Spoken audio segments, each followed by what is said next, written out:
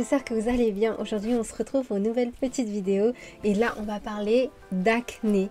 C'est quelque chose dont j'ai souffert plusieurs années et là j'ai l'impression que ma peau va vraiment littéralement mieux depuis que j'utilise une skincare spécifique et du coup je voulais partager ça avec vous. Mais petit disclaimer, on n'a pas tous la même peau, l'acné ne te rend pas moche. Là c'est juste une vidéo qui peut-être peut t'aider si tu as les mêmes problématiques que moi, peau grasse, acné, points noirs. Voilà, tu es sur la bonne vidéo, je te laisse regarder la suite. Alors si je me rappelle bien, je crois que j'ai commencé à avoir de l'acné au lycée, voilà, quand j'avais 16 ans. C'est 16 ans qu'on est au lycée, un truc comme ça. J'ai toujours eu de l'acné, mais cela n'a pas forcément été un complexe. J'en avais pas vraiment beaucoup comparé à certains collègues de l'école qui pouvaient en avoir plus. Moi j'avais de l'acné, mais c'était pas quelque chose qui me mettait mal en soi. Du coup j'ai vécu avec et j'essayais même pas de les cacher parce que j'ai commencé à me maquiller vraiment très tard, parce que bon, je viens d'une famille asiatique, du coup le maquillage c'était pas pour l'école, c'était vraiment quand tu commençais à taffer et tout. Du coup j'ai commencé à me maquiller vraiment secrètement quand j'étais au collège.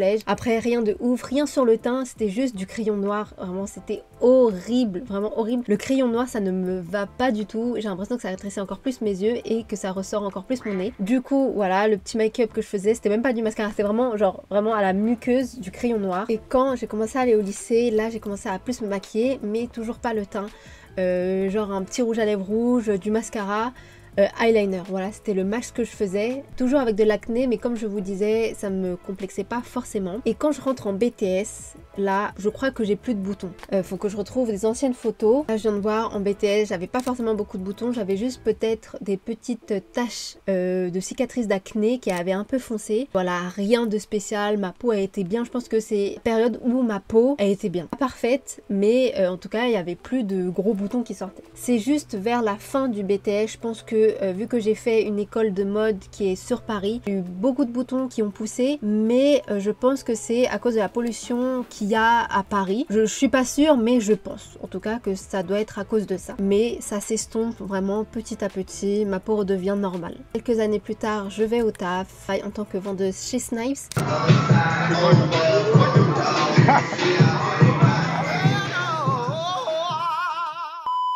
Ma peau est belle, je trouve que vraiment c'est la plus belle peau que j'ai pu avoir depuis toutes ces années. Et un jour avec Joe on décide d'aller faire un petit spa. Moi je me prépare, je m'épile les poils des jambes, des bras, etc. Non, je m'épile d'abord le visage, vraiment avec la machine, vous voyez une machine, les machines à épiler là qui avec plusieurs pinces à l'intérieur. Et moi, la bonne idée que j'ai pu avoir, j'ai commencé à m'épiler le visage avec cette machine là. Mais le truc, même après avoir désinfecté la machine, je pense qu'elle restait quand même assez sale parce que ma mère elle l'utilisait pour les jambes et tout. Moi je le mets sur mon visage. Et là, tout va bien, pas de réaction dès la seconde, dès l'heure, dès la journée. C'est vraiment le lendemain, je me réveille et là, éruption cutanée. Genre j'ai de l'acné partout, j'étais choquée, j'étais super triste. J'avais peur que c'était le spa qui était sale, les oreillers qui étaient sales, mais après avoir réfléchi, bah c'est la machine en fait qui a provoqué ça. Du coup j'ai mis beaucoup de temps à faire partir ces boutons là, et quand ça a commencé à partir, bah encore plus de cicatrices. Après cela, quelques jours plus tard, je suis désespérée. Il y a un nouveau collègue qui arrive au magasin, on s'entendait vraiment très bien, et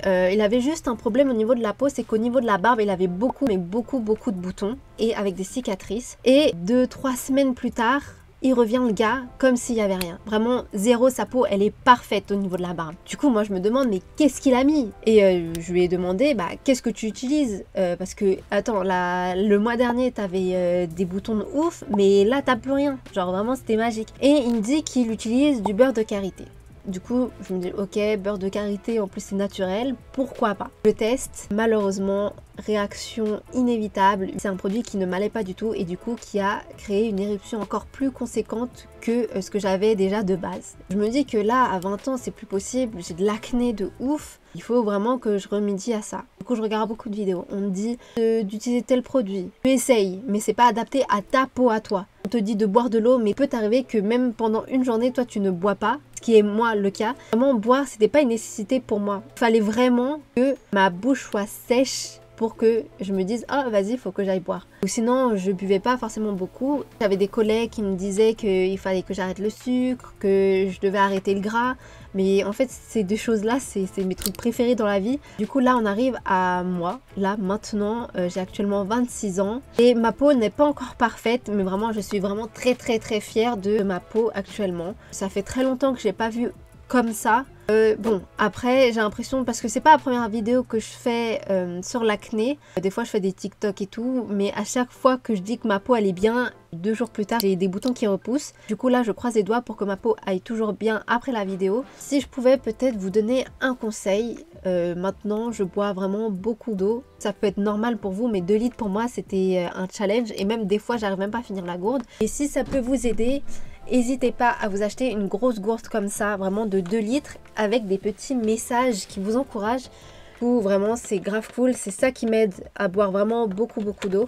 Parce que sinon avant j'aurais jamais été capable. Boire 1 litre d'eau par jour c'était impossible pour moi. Maintenant je peux boire presque 2 litres d'eau. Deuxième conseil, je pense qu'il faudrait arrêter d'irriter sa peau. Alors moi je suis pas du tout dermatologue, c'est vraiment mon histoire à moi de comment j'ai pu m'en débarrasser. Mais si vous avez beaucoup d'acné, que vous avez essayé toutes les solutions, vraiment il faut aller voir un dermato. Moi c'est ce que je n'ai pas fait. Du coup mes conseils, ne prenez pas au pied de la lettre. Ça dépend vraiment de ton type de peau. Alors comme moi je vous ai dit, j'ai la peau grasse, à tendance acnéique, et mon nez est rempli de points noirs.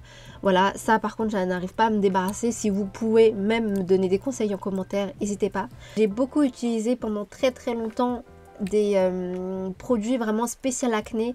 Quelque chose qui t'asséchait la peau, qui t'irritait la peau, et je ne trouvais pas forcément de bons résultats. Contrairement à maintenant où justement j'arrête de me focus sur les produits pour acné, enfin ça dépend lesquels, utiliser des produits localisés pour l'acné, mais ou sinon j'utilise beaucoup d'hydratants. Depuis cela j'ai vraiment mais vraiment moins d'acné. Troisième conseil, moi j'ai inclus dans ma routine de la crème solaire. Le soleil est très mauvais pour la peau, du coup c'est toujours mieux de se protéger, même c'est obligatoire de se protéger. Même si vous voyez que le soleil vous fait du bien au niveau de la peau, c'est vraiment pendant une petite durée. Surtout si vous utilisez de la crème solaire, vraiment faites le soir un double cleansing, c'est très important parce que la crème solaire peut obstruer vos pores. Du coup double cleansing obligatoire, vraiment obligatoire, même si vous n'êtes pas maquillé, que vous avez juste mis de la crème solaire, double cleansing, vraiment c'est important.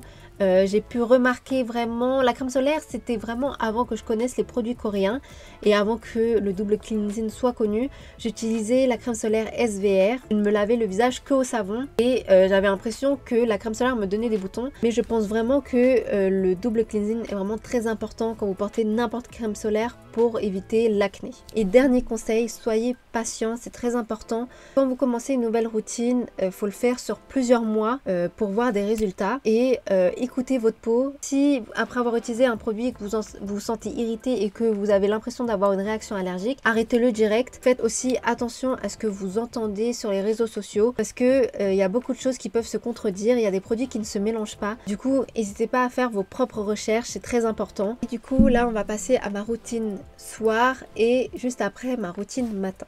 Première chose à faire, c'est le nettoyage à l'huile. Moi j'utilise celui de la marque Kosé. Ça fait 2 bouteilles que je vide déjà et vraiment il est trop bien.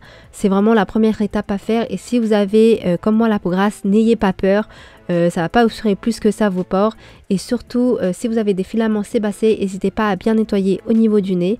Et si vous portez du mascara waterproof, vous pouvez utiliser cette première étape déjà pour commencer à enlever le mascara, et après vous venez tout simplement rincer avec de l'eau froide. Pour la prochaine étape, j'utilise mon nettoyant de la marque VT, le Cica Milk Foam Cleanser. Il est vraiment trop bien, très économique. Là vous en mettez vraiment moins que moi, j'en ai mis beaucoup trop, et vous venez toujours émulsionner entre vos mains avant de l'appliquer sur votre visage, c'est très important. Je pense que par contre ça ne conviendrait pas aux peaux sensibles et aux peaux sèches. Pendant ce temps, j'aime bien laisser poser pendant que je me brosse les dents, et avec le reste du produit, vous venez nettoyer vos mains et vous rincez toujours avec de l'eau froide et tapotez votre visage avec une serviette pour pas l'agresser. Et pour parfaire le démaquillage, j'utilise une solution biphasée, surtout si j'ai mis du mascara waterproof. Mais si vous n'avez pas mis de mascara waterproof ou de maquillage waterproof, vous pouvez passer directement à l'eau micellaire, qui permet d'enlever les derniers résidus de maquillage ou de saleté sur le visage. Mais il ne faut jamais le laisser sur le visage, c'est comme si vous mettez du savon et que vous le rincez pas. Du coup, j'utilise toujours un coton propre avec de l'eau thermale végétale ou de l'eau florale pour vraiment enlever le reste de résidus de micelle. Après que le coton soit bien blanc, je viens asperger de mon visage de l'hydrolat d'aloe vera pour l'hydrater et après ça je viens mettre mon toner à la céramide qui permet de créer une couche protectrice, prévenir la déshydratation et protéger contre les agressions extérieures. Et quand je pense à l'hydratation, je pense directement à l'acide hyaluronique. J'utilise ces produits depuis un long moment. Celui-là, il est très léger, vraiment parfait pour l'été. Et j'utilise aussi le jaune, plutôt en hiver, mais là, vu que je ne l'ai pas fini, j'utilise aussi avec pour avoir vraiment un boost d'hydratation. Et je trouve que c'est vraiment les produits phares si vous voulez avoir une glass skin. Pour le contour des yeux, j'utilise le gel hydratant de Yves Rocher. Bon, il n'est pas folichon, mais je l'utilise pour le finir. Pour le sérum, c'est un sérum rajeunissant enrichi d'extrait de rose, d'huile de graines de rose et de vitamine E qui améliore l'élasticité de la peau et aide à raviver la peau. J'utilise un masque de la marque Marie-May, le calendula peptide ageless que je laisse poser toute la nuit et le lendemain, vous avez une peau super glowy. Ça fait pas longtemps que je l'utilise, ça doit faire une semaine en tout parce que je l'ai acheté et je venais de le recevoir. Mais vraiment, je l'inclus directement dans ma routine. Et dernière étape, le masque lèvres de la neige, vraiment le best des best. Ils sont vraiment trop bons et le lendemain matin, vous avez la lèvre bien hydratée. Le lendemain, quand je me réveille, la première chose que je fais, c'est me laver les mains pour enlever toutes les saletés que j'ai pu avoir pendant la nuit. Je me lave pas le visage au savon, je passe directement au micellaire. Bon, vous connaissez la chanson, micellaire, après le micellaire, l'eau thermale. Profitez de ce moment-là pour enlever bien vos crottes de yeux. Par la suite, je mets de l'hydrolat, puis je mets le toner, l'acide hyaluronique, mon gel contour des yeux et après, je vais venir mettre le sérum de la marque Skin 1004, le brightening, celui qui va permettre d'enlever les taches d'acné ou les taches brunes. J'ai pas encore vu forcément de résultats, peut-être que je devrais voir les photos avant-après, mais très agréable à utiliser. Et dernière étape, et pas des moindres, c'est la crème solaire. C'est très important si comme moi vous avez de l'acné ou même si vous en avez pas. Ça va vous protéger du soleil, le soleil qui peut être néfaste pour la peau sur long terme. Après je vous dis pas du tout de pas vous exposer au soleil, mais c'est toujours mieux de se protéger. Et pour la quantité c'est toujours 3 doigts et vous oubliez surtout pas le cou et avec le reste vous pouvez en mettre sur vos mains.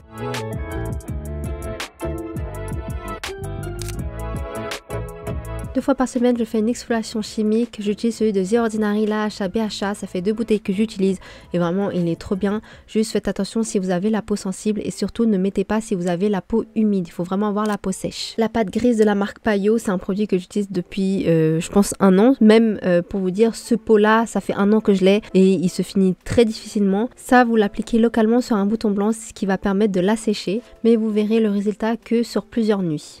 L'huile essentielle d'arbre à thé, c'est un produit que j'utilise vraiment depuis très longtemps. Même pour vous dire, je crois que j'utilise depuis mon premier bouton sur le visage. Ils m'aident vraiment à enlever les gros boutons rouges, vous voyez, ceux qui font mal, pas forcément ceux avec les têtes blanches. Et il s'applique toujours avec un coton-tige, mais je pense que le mieux c'est de le mettre sur un support comme de l'aloe vera. Mais moi, je l'ai toujours mis comme ça à même la peau, j'ai jamais eu de problème.